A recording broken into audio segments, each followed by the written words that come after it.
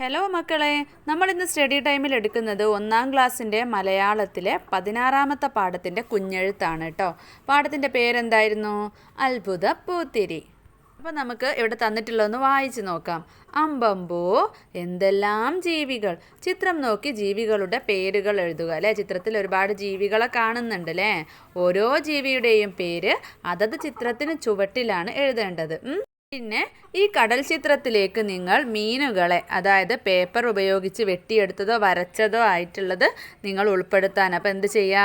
ചെറിയ ചെറിയ മീനുകളെ വരച്ച് വെട്ടിയെടുത്തിട്ട് ഇതിലേക്ക് ഒട്ടിക്കാനാണ് കേട്ടോ പറഞ്ഞിട്ടുള്ളത്. അപ്പോൾ നമുക്ക് ഈ ജീവികളുടെ പേരുകൾ നോക്കിയാലോ. ഒന്നാമത്തെ ആൾ ആരാണ്? നീരാളി. പിന്നെ ആരാണ് അടുത്തത്? തിമിംഗലം. പിന്നെ കടൽ കുതിര, മീനും കുഞ്ഞുങ്ങളും, നക്ഷത്ര മത്സ്യം. പിന്നെ താഴെ കക്കയുണ്ട്, ഞണ്ടുണ്ട്, കടലാമയുണ്ട്, മുത്തുച്ചിപ്പിയുണ്ട്, ശംഖുണ്ട് അല്ലേ. അടുത്തത് എന്താണ്? ഏതെല്ലാം തൊഴിലുകൾ, എന്ത് ജോലികളാണ് ഇവർ ചെയ്യുന്നതെന്ന്.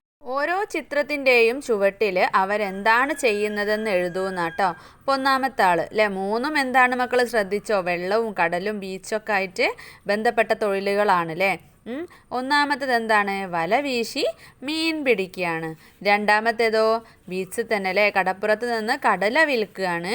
മൂന്നാമത്തേത് ബീച്ചിൽ കടൽപ്പുറത്ത് തന്നെ മീൻ ഉണക്കാനിട്ടിരിക്കുകയാണ്. ഇതാ കാക്കയൊക്കെ തെളിക്കുന്നുണ്ട് അല്ലേ, കാക്കയൊക്കെ ആട്ടിപ്പായിക്കുന്നുണ്ട് അല്ലേ.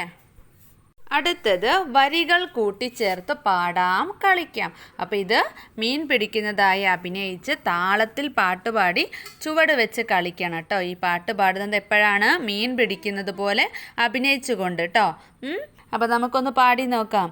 ഏല ഏലമാലി ഏലമ്മ ഏല വന്ന്, ഏലമ്മ ഏലമാലി ഏല ഏല വന്ന്, രണ്ടാം തിര ഏലമാല തിരമുറിച്ചേ ഏല വന്ന്, വലയെറിഞ്ഞേ ഏലമാലി വല വലിച്ചേ ഏല വന്ന്, പരവ കൊഞ്ച് മോദമീൻ ആവോലി ഏല വന്ന്. ബാക്കി നമുക്ക് ചേർത്ത് പാടാം. ഏല ഏലമാലി ഏലമ്മ ഏല വന്ന്, ഏലമ്മ ഏലമാലി ഏല ഏല വന്ന്. ഇനി മൂന്നാം തിര ഏലമാലി തിരമുറിച്ചേ ഏല വന്ന്, വലയെറിഞ്ഞേ ഏലമാലി വല വലിച്ചേ ഏല വന്ന്. പിന്നെ നമുക്ക് മീനുകളുടെ പേര് മാറ്റി കൊടുക്കാം. മത്തി ഐക്കോറ കരിമീനേല വന്ന്. ഇനി നമുക്ക് എന്ത് ചെയ്യാം? ആദ്യം എഴുതിയതുപോലെ തന്നെ വീണ്ടും പാടാല്ലേ. ഏല ഏലമാലി ഏലമ്മ ഏല വന്ന്, ഏലമ്മ ഏലമാലി ഏല ഏല വന്ന്. പിന്നെ മൂന്നാം തിര എന്നുള്ളത് നാലാം തിര എന്നാക്കുക. മീനുകളുടെ പേര് മാറ്റി കൊടുക്കുക. അങ്ങനെ ഒരുപാട് വരികൾ മക്കൾക്ക് പാടാട്ടോ. ഇനി ലാസ്റ്റ് പ്രവർത്തനം എന്താണ്? ഞാൻ വന്ന വഴി. ഞാൻ ഇവിടെ വന്നത് എങ്ങനെയൊക്കെ എന്നറിയാമോ? ഓരോ ചിത്രത്തിനും നമ്പർ ഇടൂ. ഞാൻ എന്ന് ഇവിടെ പറയുന്നത് ആരാ മക്കളെ? മീനിനെയാണ് കേട്ടോ. മീൻ പൊരിച്ച് വെച്ചത് കണ്ടോ?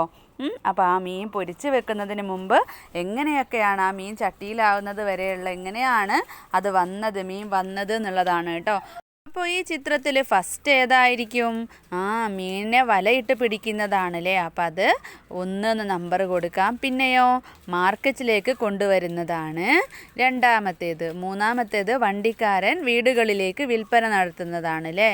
പിന്നെയോ അത് മീൻ നന്നാക്കുന്നുണ്ട്. പിന്നെ ചട്ടിയിലേക്ക് ഇതാ പൊരിക്കാൻ ഇടുന്നുണ്ട്. അവസാനം മസാല ചേർത്ത് പൊരിച്ച മീൻ റെഡി അല്ലേ.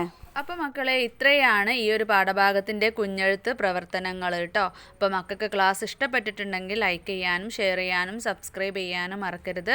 അപ്പോൾ നമുക്ക് സ്റ്റഡി ടൈമിൻ്റെ മറ്റൊരു ക്ലാസ്സിൽ കാണാം.